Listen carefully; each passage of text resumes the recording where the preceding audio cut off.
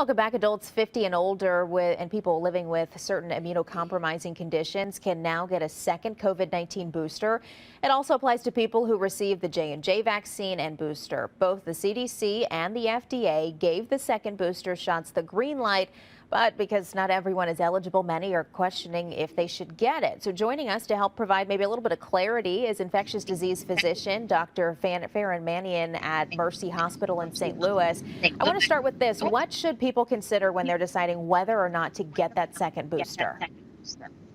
Well, I think it's important to remind everyone that COVID is still with us. It's still circulating in the community and people are being hospitalized with it.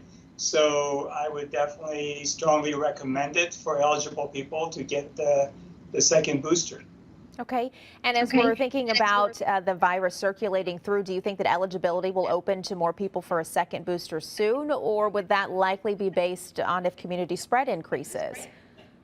Yeah, I think it really depends on how much of the burden the virus is going to be to our community. At this time, I think that it is definitely reasonable to offer it to those 50 and older. However, I think if we hit a surge where, the hospitals are getting overloaded, just like we experienced a few weeks ago, then I think that the eligibility needs to be revisited. And have you seen much of a demand for second boosters? In my circle of friends and relatives, a lot of people are asking for it. But I do have some concerns about general interest in getting a booster, especially when the numbers are not as high as they were a few weeks ago. And I'm concerned about letting our guards down, to be honest. But I definitely recommend it for people who are 50 and older.